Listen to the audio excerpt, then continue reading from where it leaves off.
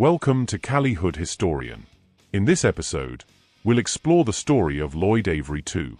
Here are the facts. The 1990s marked the golden era of hood movies, with classics like South Central, Juice, New Jersey Drive, American Me, Fresh, Blood In, Blood Out, Above the Rim, Tales from the Hood, and Menace to Society. However, among all these films, one stands out as the definitive masterpiece of the genre, Boys and the Hood.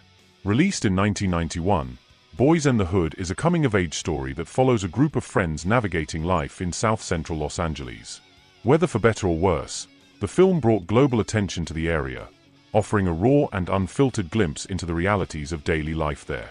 The movie was the directorial debut of John Singleton and featured a stellar cast: Ice Cube as Doughboy, Cuba Gooding Jr. as Trey, Morris Chestnut as Ricky, Lawrence Fishburne as Furious, Angela Bassett as Reva, Nia Long as Brandy, and Regina King as Shalika.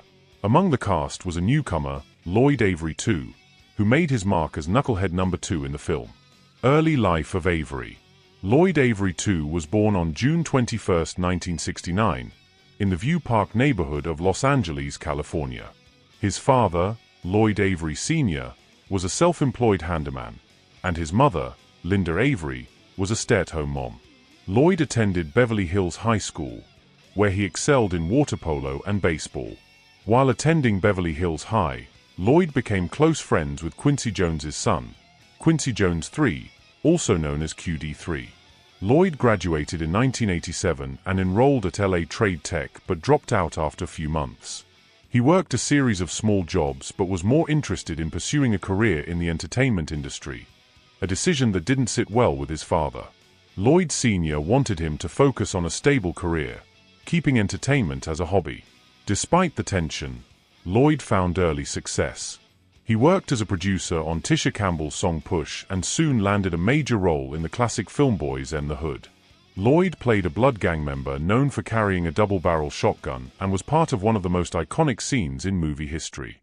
Shortly after Boys and the Hood, Lloyd landed a role in a 1992 episode of the TV show Doogie Howser, MD, where he played a character named Red. John Singleton became fond of Lloyd and even attended fish fries at the Avery home. Singleton later cast Lloyd and his brother Che Avery in the 1993 film Poetic Justice, starring Tupac Shakur and Janet Jackson. However, Lloyd's friendship with Singleton soured at the film's premiere. After the movie ended, Lloyd stood up in the theater and yelled, "Man, that was whack," upsetting Singleton. Shortly after, Lloyd's family and friends began noticing changes in his behavior. He became increasingly angry and confrontational. Singleton observed that Lloyd had started embodying the role of his Boys and the Hood character. Lloyd began rapping under the name LA Juice and started writing a movie script about street life. To gain real-life inspiration, he moved into Baldwin Village, also known as the Jungles, a stronghold of the Black P. Stone Bloods. Lloyd shared an apartment with QD3, who recalled Lloyd, then in his mid-20s, hanging out with teenage gang members who often sent him on reckless missions. In 1996, Lloyd made a cameo in the film Don't Be a Menace to South Central while drinking your juice in the hood, starring Sean and Marlon Wayans. However, his career began to decline, and his reputation as hot-headed didn't help. Many of those close to Lloyd believed his frustration over not achieving stardom drove him to a darker path. If he couldn't be famous, Lloyd wanted to be infamous. He became deeply involved with the gang lifestyle, even tattooing Jungles over his eyebrow. In March 1999, Lloyd was involved in a shootout on Hillcrest Avenue in the Jungles. The following month, he had an argument at an Islamic center near the neighborhood. Around 11:30 that night, Lloyd threw a concrete water meter through the center's window, sparking another shootout. Despite his downward spiral, Lloyd began listening to family and friends who urged him to clean up his act. He started distancing himself from the gang and began the process of having his Jungles tattoo removed. Lloyd tried to get his life back on track and landed a role in the 2000 film Lockdown, starring Master P, Richard T. Jones, Clifton Powell, and DeAndre Bonds. Lloyd played a character named Nate, but he was unhappy with the role of a drug-addicted snitch. He reportedly voiced his disdain loudly, creating an uncomfortable atmosphere on set, according to his co-stars. Lack of recognition. Shortly after wrapping Lockdown, Lloyd landed another role in the 2001 film Shot, starring Brandon DeLong and Trent Cameron. Lloyd played a character named G-Ride. The film's director, Roger Roth, praised Lloyd's talent, saying he nailed the audition. However, Roth was disappointed by Lloyd's behavior on set. Lloyd smoked weed near the trailers of child actors, started a fight with a gang, and even stole a car. Lloyd confided in Roth that he was struggling with recognition. He mentioned that some people recognized him from Boys and the Hood, while others thought he had killed their relatives. Around this time, Lloyd's troubles escalated. On July 1, 1999, at approximately 4 p.m., he was involved in a violent altercation at a shopping center near the Jungles. During an argument with a woman named Annette Lewis, Lloyd pulled out a gun and shot her 5 times. He then shot a man named Percy Branch in the arm and stomach. Lewis died shortly after the incident, and Branch succumbed to his injuries a few weeks later, on July 23. The night before Lloyd's arrest, his brother Che recalled Lloyd acting strangely. Che sensed Lloyd was in trouble but didn't know the specifics. Detectives had been showing up, looking for Lloyd. As the two sat in their grandmother's garage, Che remembered Lloyd saying things like, "I had a good life." Che felt Lloyd wanted to confess something, but he stopped him out of fear of what he might hear. Early the next morning, police descended on the residence. Helicopters hovered overhead, and patrol cars lined the streets.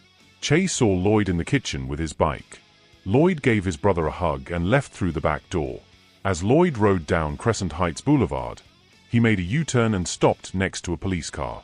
He knocked on the officer's window, and as the officer exited the vehicle, Lloyd sped off.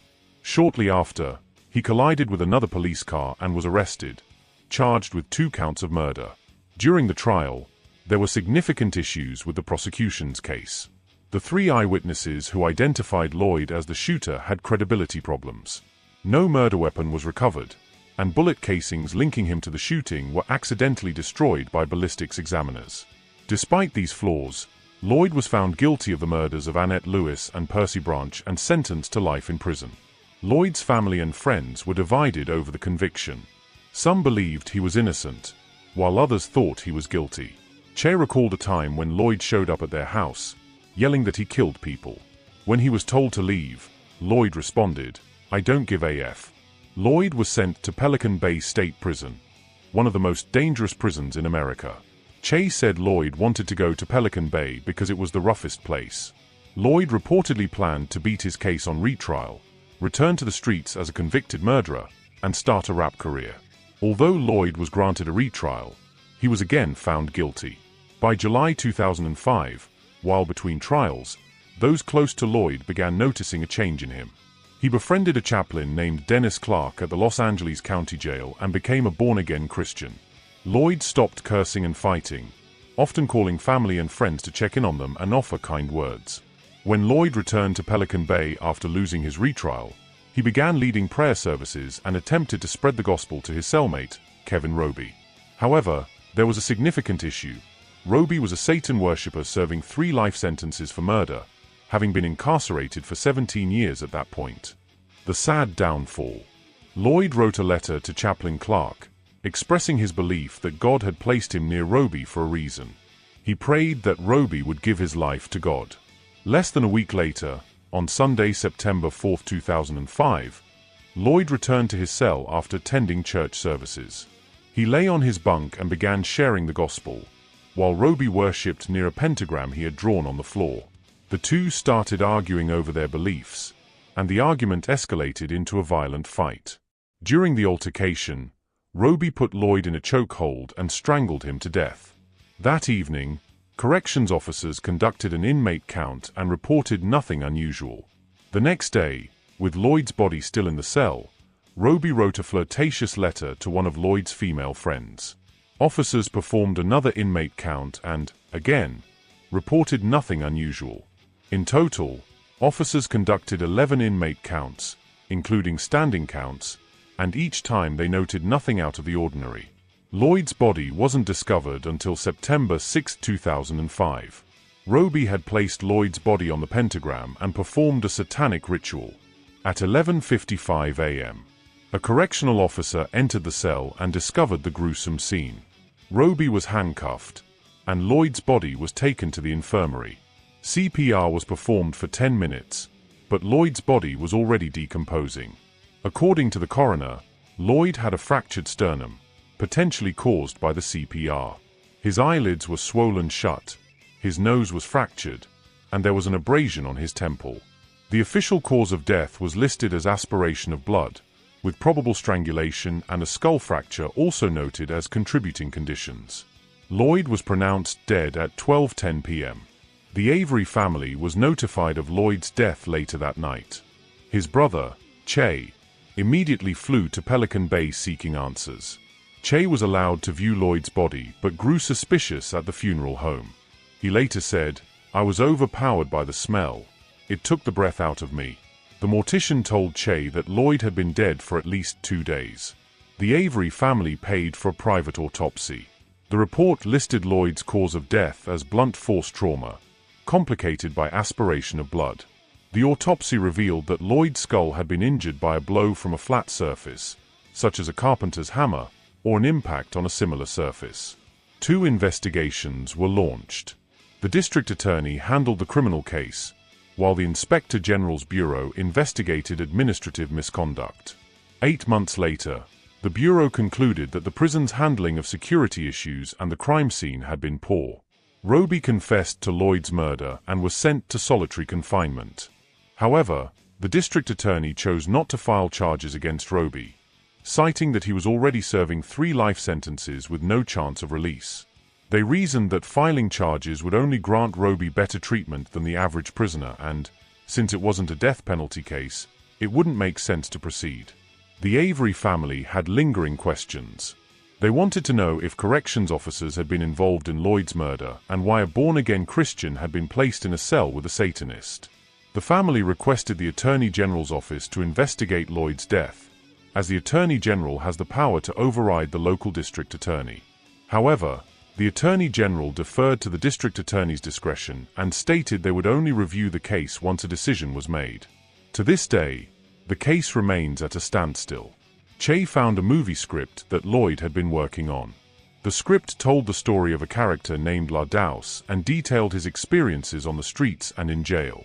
Lloyd had titled the script Jungles.